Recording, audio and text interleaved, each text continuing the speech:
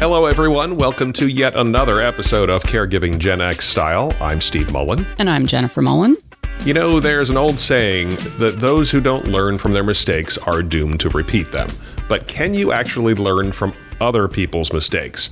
In this episode, we'll look at a few mistakes our parents may have made that are impacting their later years and discuss how you can avoid making the same ones.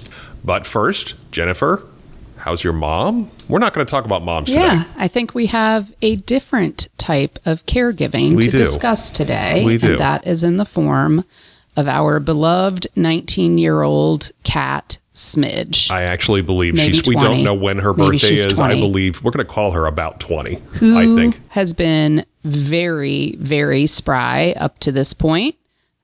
She's an indoor-outdoor cat. I think for anyone who's been listening to the show for a long time, probably you've heard her in the background at some point, or certainly heard her fighting with our other cat, Kip, at some point. But we had an unfortunate incident with her last week. We did. I guess it was 3 days ago now. She was out sleeping on the back deck, which she does. At her age, she hardly ever leaves the deck. So she just goes out there, sits in the sun, and sleeps. And I went to bring her in, and she was acting very strangely. She was spinning around in circles. Her eyes weren't really focusing on anything. And, you know, we pretty quickly determined that she could not see anymore. Yeah, it was very scary. Very scary. And Jennifer took her to the vet the next morning. Of course, these things always happen after the vet closes. Yeah. And we do have an emergency vet. It's about half an hour away. But we really she didn't seem like she was in any pain. Right. And she just seemed confused. So we let her be for the evening. We kept a close eye on her. Jennifer took her to the vet, and they determined that she probably had a stroke. Yeah. Yeah. They said there were 3 options: vestibular disease, she could have a brain tumor, or a stroke. Based on the things that are happening, most likely a stroke. Could determine between a stroke and a brain tumor with an MRI, but I appreciated, so we saw a different vet this time. She specifically comes to this location for what they call work-in visits, so emergency last-minute visits, and she was very sort of practical about it. She said, we could do an MRI next week. Still kind of left with some ambiguity because depending on what it is, she's 19-ish years old, really, then what are you going to do? To what end? I mean, okay, so they determined she had a stroke or a brain tumor. They can't really do anything about it. And she very much determined, she's not in pain. And she does have some vision. She was able to do some tests with her to determine that she does, in fact, have some vision. And, I 100% confirmed, is it cruel to bring her home and just take some time with her and figure out, what's going on, what we might want to do? And she said, oh, absolutely not. She is clearly not in any pain. And, there's a chance she could recover from this type of incident. So, for example, if it was in fact a stroke and it impacted her vision, it's possible her vision could come back a little bit. And frankly, I don't know if it's that her vision is coming back or if she is just incredibly quickly adapting. Well, and I read up on cats who lose their vision, and hers was obviously sudden, really. I mean, that morning, all day, she was fine all day. All day long, she was fine. We don't know when the stroke happened, but it happened sometime probably between lunchtime and maybe 5 o'clock. And she was outside for a chunk of that, again, sleeping on the deck like she tends to do. But it was sudden. And it did say, what I read was that said cats are really, really good at adjusting to stuff like this as long as they know the surroundings. And obviously we've been in this house for a long time. Yeah, and the vet said that specifically. She's in familiar surroundings. She probably can find her way around. And sure enough, she's finding her way up the stairs, down the stairs. I mean, you can see there's a little hesitancy in some of her movement for sure.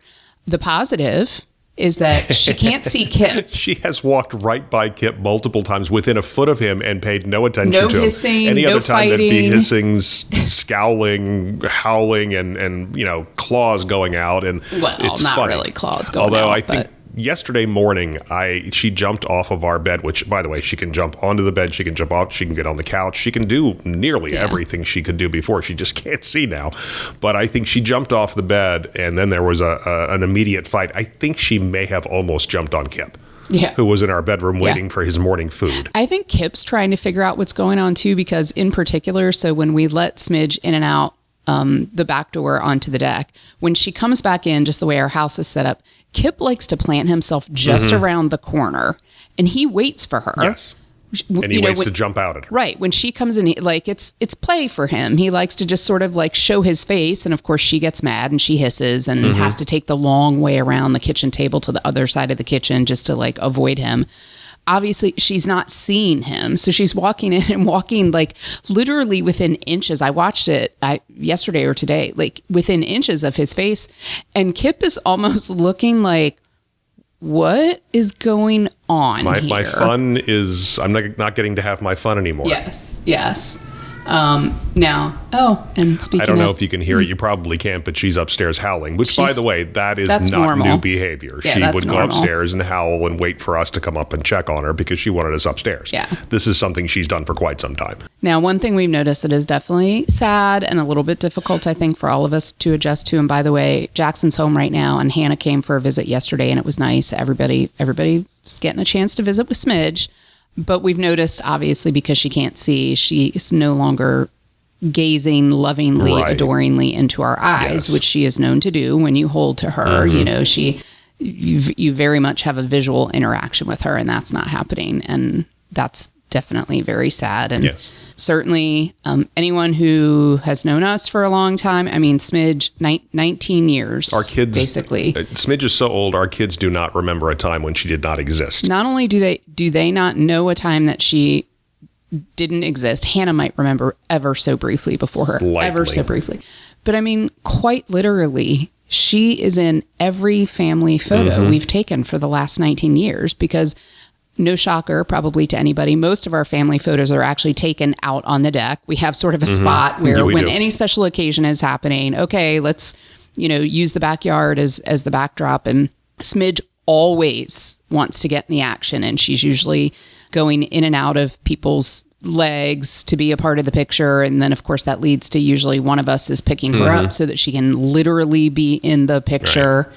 And that is just a tough thing to think about. We knew this day is going to come. We're just not ready for it just yet. And as long as she's, not in any pain and doesn't seem to be scared or, any of those things, we're just going to help her adjust to her new normal. Right. And we've gone on about this for a little while. I mean, anybody who has a pet understands what we're dealing with here, but I think we wanted to talk about it because it really is a different kind of caregiving. It's yet another piece of bread for your sandwich. Well, it is, because literally this weekend we talked through a couple things that we would maybe do yesterday during the day. And then we're like, wait a minute, no, we're not leaving her right now. No. And I mean, right, that's not going to last for a huge long length of time, but at least for right now, within the immediate aftermath of this event, and until she feels really comfortable, we are making sure that we are not leaving her alone. Right. And by the way, we are letting her on the back deck, heavily supervised. Oh yeah. I'm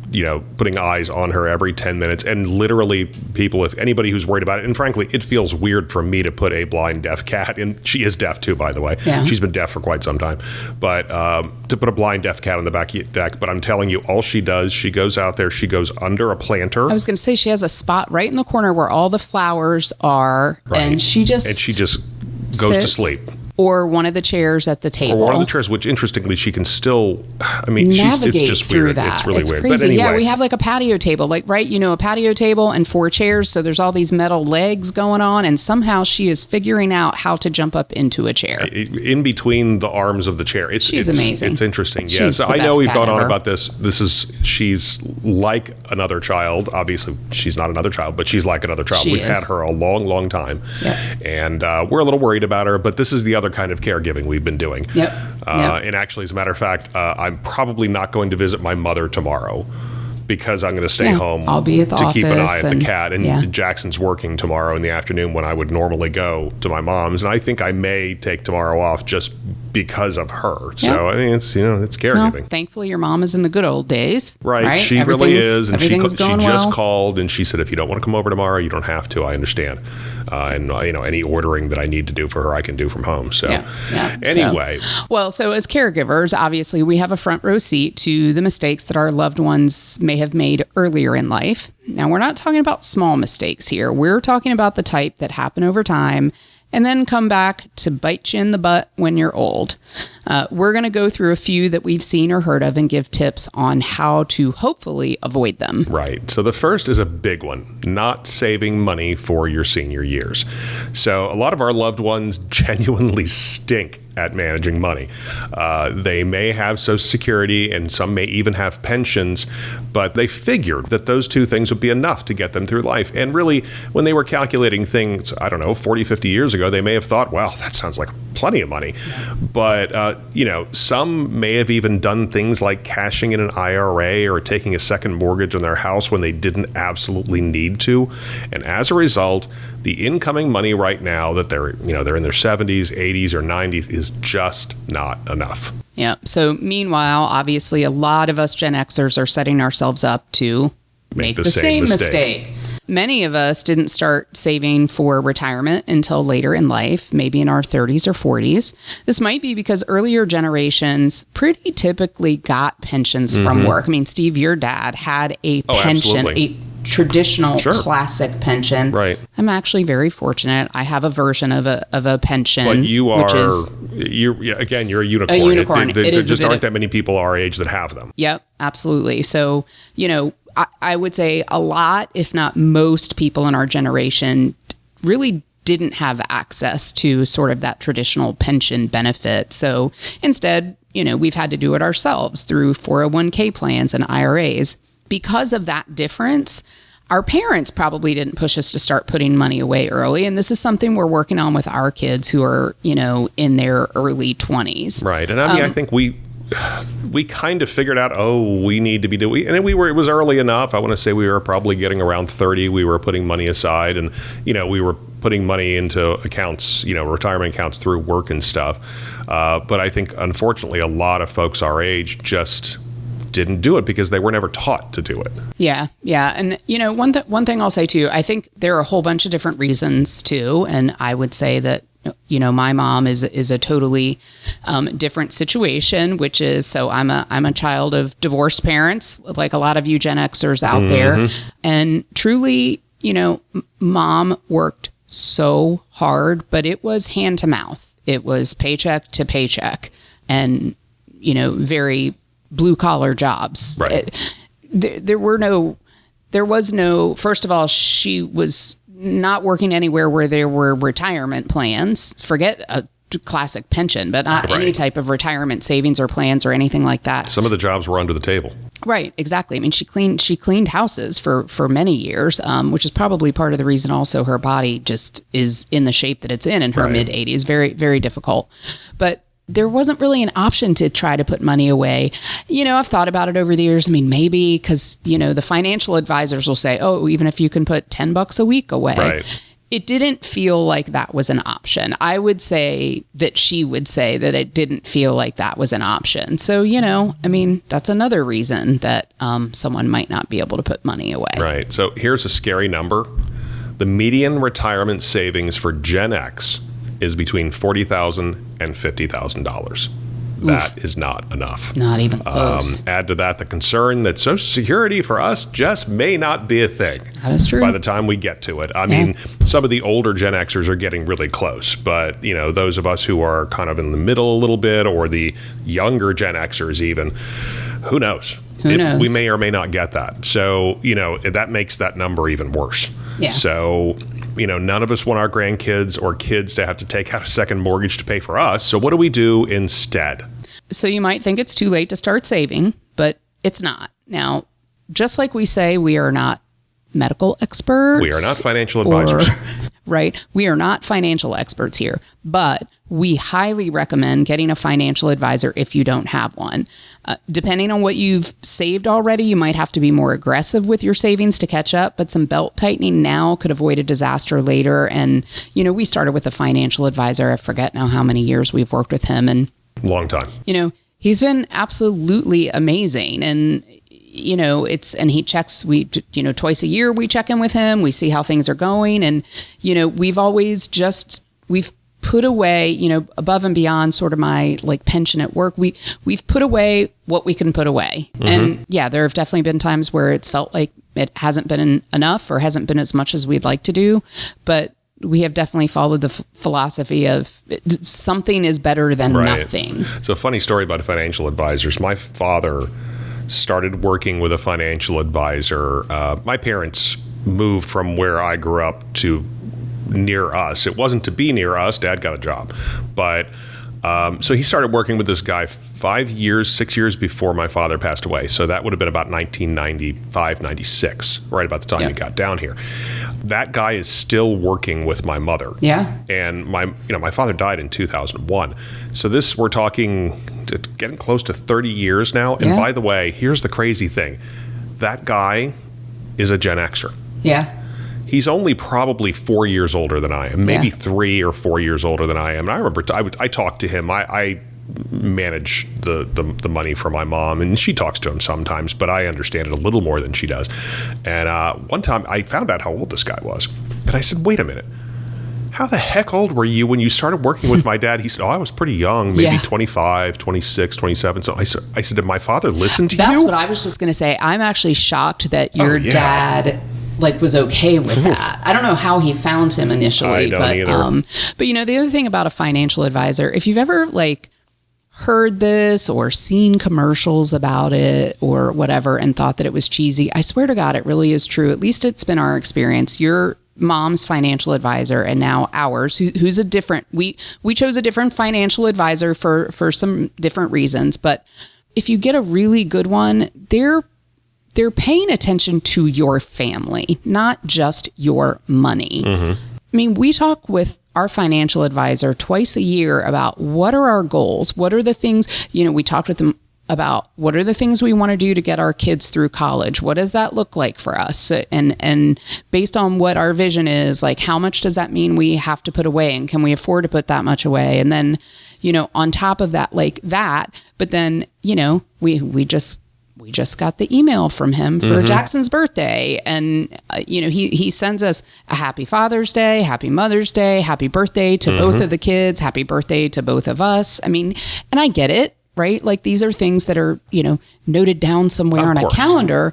But the point is they really can feel like they care about your whole family. And so again, when we started working with him, however many years ago, we didn't have as much as maybe we are fortunate enough to have now, but that was okay. He didn't, he treated us exactly the same then as he does now. And we're trying to get the kids to work with him. Yes. Jackson has determined that, well, they both went rogue and opened up their own IRA accounts. Jackson did it first, and then he talked to Hannah, and which is fine. Listen, they're doing something. It's they're fine. They're putting money away. That's the important thing. We'll pull them into I think we need to pull them the family circle. But we digress. Right, so anyway, we digress. The next thing.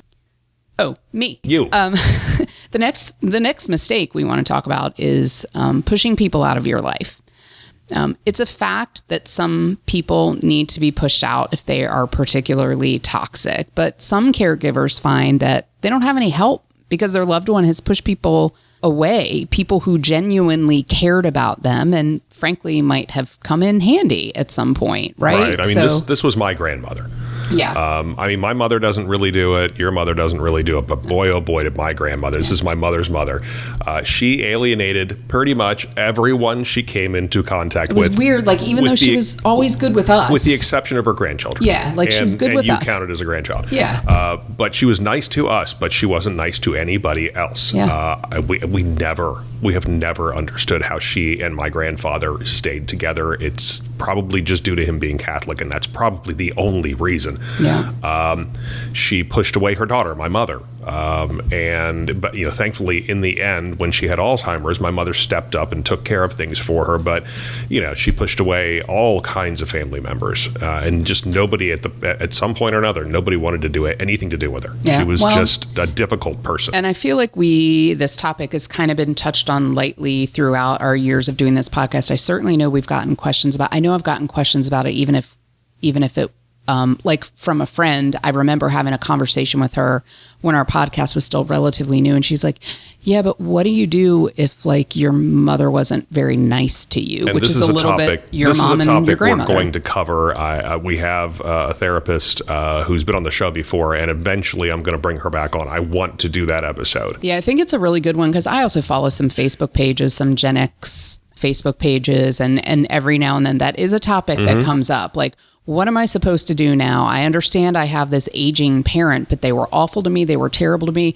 And I mean, we're not talking like, oh, I was a latchkey kid, and so I, felt like I was left alone a lot. Right. I mean, I think like we have situations where people were downright just abusive, ugly, awful, terrible people. Yeah. And I see that too. And basically, I've seen a number of posts where people said, yeah, my mom needs help, but I'm out. Yeah. I mean, I'm out. Not everyone I'll find a place for her, and then I'm walking away. Yeah. Not everyone is lucky enough to have family members who will step up despite having been treated poorly. I mean, your grandmother, frankly, is very fortunate. She I think really that is. Your mom, and your mom didn't just like step up in a little way. She stepped up and did all the things she needed to do. And let me tell you, her stepping up for my grandmother came immediately on the heels of her taking care of my father while he had brain cancer. I mean, she was caregiving for darn near a decade, I think. Yeah. Probably 8 or 9 years. But, I'll give you an example. If you want an example of my grandmother, she once looked at my mother in the eye and said, I never wanted you in the first place. Yeah. I mean, just... Ugh. Which, of course, sent my mother immediately into therapy. Yeah. As it would most people. Yes. Yeah. All right. So what can you do? What can you do to avoid the sort of thing where suddenly you're 80 years old and you need help, but, you've got no one around because you've alienated them. So, maybe you have a sibling that you haven't spoken to for a while because of something stupid that happened a long time ago.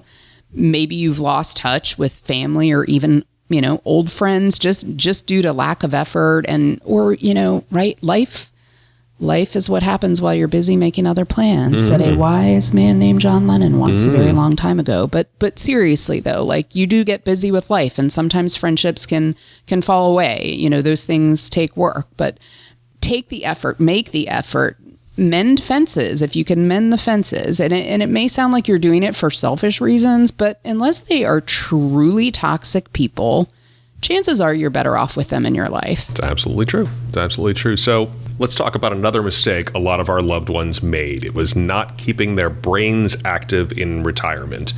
A lot of us Gen Xers are nearing retirement, particularly the older ones. Some are even there already.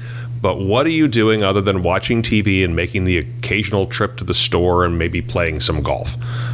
Make sure you're exercising your brain somehow. It can be by learning a musical instrument, taking a class at your local community college, even just starting to do puzzles. Well, or even, word searches, crossword puzzles, coloring. Coloring is great I think for your there's brain. A lot, right? Like that kind of had its moment in the sun for sure, and maybe not quite as much now, but like that was a big thing for a long time. The coloring books. I think it got really big during the pandemic. Well, yeah. But there is something, not only can it bring you some peace, obviously, you've got some distraction, but it is, I think there's science behind doing things like that.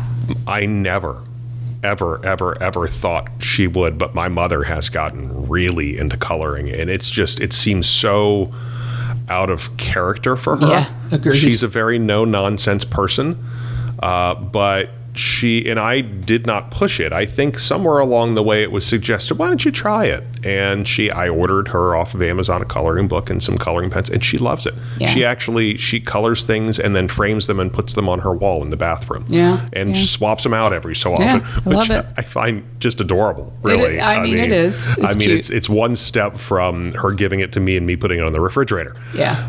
But it's good for her brain. Yeah. Yeah. Unfortunately, like my mom got into it. She was into it way before she was into it. In fact, I've got one hanging in my office. Actually, I had taped it up to to my bookshelf. It was like a saying that was something like, be kinder than you need to be, or something like that. And she had, it was out of an adult coloring book. She'd colored it and signed her name. She would sign her name, Goggy, to it. So anyway, I have that up in my office. But a related point, obviously, you want to keep your brain active, but don't forget about your body. It is really important to stay physically active as much as you can. Many caregivers are dealing with people who are so weak they can't get around very well anymore. So keeping active while you still can may delay that situation. Take an exercise class, do yoga, learn how to play pickleball, or just walk every day. Get out and do something active. And I'm going to add to this, if you're already at a point, now I'll use Gagi as an example, her life was hard on her body. Yes. And life, because of the type of work she did, down on her hands and knees and cleaning houses for years, very difficult, very hard on her body. And then she, has an autoimmune disease in the form of rheumatoid arthritis, and it makes movement very challenging a lot of the time. So for her, it's definitely not doing yoga. It's definitely not getting out and playing pickleball or walking. But, when she's sitting in her chair, making sure, every now and then you marching your legs up and down and putting your hands up and down over your head and trying to do it multiple times throughout the day. And then, she does have some PT exercises and she has actually a little sheet up in her kitchen. We have it taped to one of the kitchen cabinets, and it's like sort of some heel raises and some other leg lift things. And so she does try, when she goes in the kitchen, she does try to do some of those exercises. So those are all important. And I'll end this section of what we're talking about. It's one of my favorite quotes that I've been thinking about as I age, and that is, you don't stop moving because you get old. You get old because you stop moving. And that cycles through my head probably on a daily basis. Right. And I mean that quite literally. And, again, I know there were some circumstances with my mom and why her mobility is limited the way it is now, but man, I don't want that. And I want to make sure I keep moving as much as possible. Right. Right. So our final point is one that may be creeping up on us Gen Xers quicker than we'd like. The mistake of holding on to the big house and all of the stuff that's in it. All the stuff that's in it. All of the stuff that's in it. A lot of us caregivers find that we have to go through the nightmare of cleaning out. We did a whole 2-part episode on it. Cleaning out that big old house that somebody's been living in for 40 years. The amount of unnecessary stuff that can build up is astounding. And I'm getting a look from my wife because I'm not really good at throwing those things away. I was thinking you and I have conversations sometimes about the things that the topics we cover on this podcast. And sometimes we are better than others at practicing what we preach, right? Because we're all human. We're all human going through all of this together. But man, the cleaning out of stuff, the only time in our 30 years of marriage that you were ever motivated for a brief, and I do mean brief, period of time, was after our own personal nightmare of cleaning out, 2-part episode after we had to move your mom out of her house. And it was a nightmare. Oof. If y'all haven't listened to that episode, go back and give it a listen. Way back in the beginning. 6, something like that. Holy cow. I mean, it was a nightmare. And the stuff that your mother had saved, oh my God, was insane. And there you and I are in the middle of already a challenging, emotional situation with what's going on with your mom. And I mean, I swear to God, I was cleaning out Tupperware containers. And I don't mean like actual Tupperware that you could pass down to somebody because it lasts forever. I mean like literally every time she bought lunch meat, every single plastic container ever in her kitchen cabinets. The worst example is me going up in the little attic space over top of her garage and finding taxes from 1985. Right. That's insane. It's insane. There's all kinds of crazy stuff. And I get it. I mean, we have a house with, some sort of generous storage space and a decent sized attic that's very well organized. If my bestie Becky is listening, when we moved into this house, she at the time owned an organizing business and she helped us get it into amazing shape. And it still looks like it did basically when she helped with that. So like, I know where everything is, but I'm also very aware that like at some point I got to get up there and go through stuff and get rid of it. And, you know, one thing that I do think, like, just allow yourself time to step back and say, okay, it's been a really long time since that thing that I'm holding on to was important to me. And I'll give a good example. The kids, right? I saved so much stuff from the kids. Yes. So much stuff from their growing up years. Here's an example. They went to the same 3 and 4-year-old preschool. And at that preschool, we got a weekly newsletter. It came home every Friday from Gingerbread Cottage. I literally saved every single newsletter. That's kind of insane. 3-year-old and 4-year-old preschool for Hannah, and then 3-year-old and 4-year-old preschool for Jackson. But, and I remember you saying to me years ago, like, what are you going to do, Jennifer? Are you literally going to send them off into their young adult lives with like 18 bins of stuff? Which it was pretty outrageous. It was pretty outrageous. But I've done this now with each of the kids. And so you could do this with anyone in your life. You can do this with any person that you're caring for in your life. But so Jackson just graduated college. So he comes home and we pulled all of the bins out of the storage area. And I said, we're going to go through this stuff together. And you, Jackson, are going to tell me what's important to you. What in here do you really want to keep that you think you might, if you have children someday, might want to show them? And I mean, we got rid of so much stuff. We had a great time, by the way. It was super fun. We had a lot of laughs. We had some things that we were looking at. We're like, what the heck is this? I mean, literally, there's like a little medal on a ribbon. And we're like, we don't even know what that medal was for because it like had a picture on it, but it had no words on it. We didn't know what this stuff was for. It was probably some silly little field day. Something, yeah. Right? I mean, I saved everything. Oh, I know you did. But it was just so, we had a good time, but it was also so easy to sit there and say, okay, I now have this young man who has graduated college, keeping the certificates from middle school soccer, probably not so important anymore. Right. You can do that with anybody. Yeah. And I know we've talked about that in various ways on this podcast over time, but man, do yourself a favor, get rid of the stuff you don't need. Steve. Yes. So in addition, and one final point about this, if you're able to consider downsizing to a smaller home when it's practical. We've been talking about this. This is something we plan to do down the road. Yeah, if we could just take our deck and backyard with us. Well, and we don't care about the house. We can't do it while Smidge is still with us. Well, that is true. Because, man, she wouldn't know where she was. That's true. But this will force you to clean out stuff while you're able to do it yourself.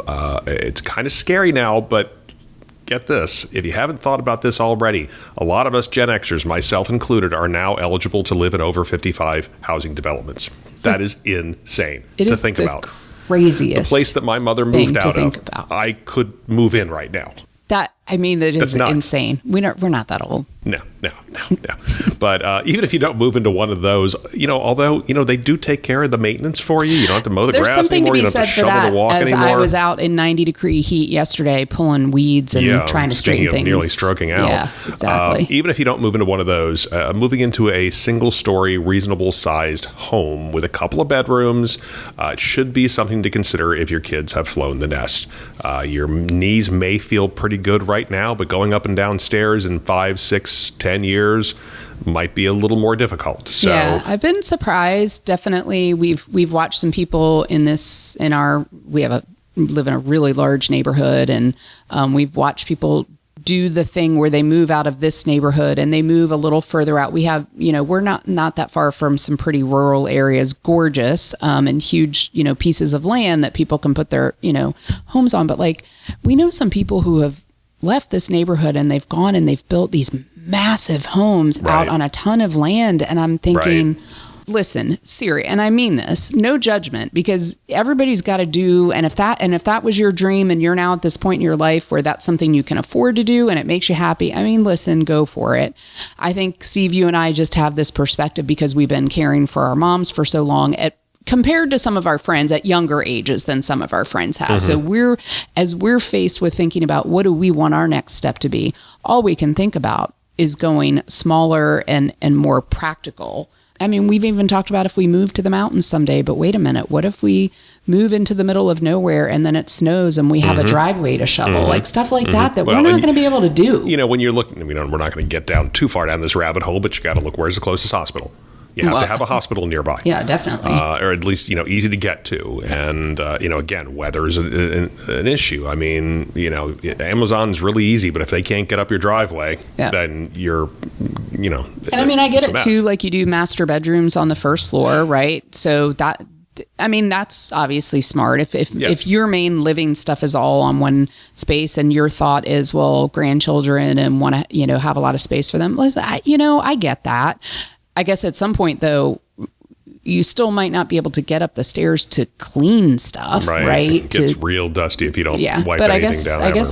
I guess your kids and your grandkids can clean it for you. I mean, there's that. There you go. Yeah. So that's the end of this episode. I did want to say one more thing that we neglected to say at the beginning. We are recording this on Father's Day. Happy Father's Day, This Steve. will come out 2 days later. Thank you very much. Yep. Happy Father's Day to any of the dads that are listening to this. And we hope you're doing something fun for the weekend. Like watching golf, which is what Steve is about to go back and do. I've been watching the U.S. Open all weekend. Play golf with Jackson later. And I are going to go play golf. Yep. Perfect. So as soon as he gets off work, we're going to shoot straight out to the golf course. Even though my shoulder is kind of a mess right now, but I'm just stupid enough to do it anyway. Speaking of aging. Exactly. So thanks to everyone for listening to this episode. If you want to get in touch with us, our email is caregivinggenxstyle@gmail.com. You can send us a text if you prefer, or leave a voicemail, which we prefer. 804-723-1221 is the number. You can find us on Twitter at GenXCaregiving is the handle. Facebook is the place to go. You can find us just by going to the show notes for this episode and clicking on the link. That'll take you straight there. We hope to hear from you soon. Have a great day. Good night, everyone.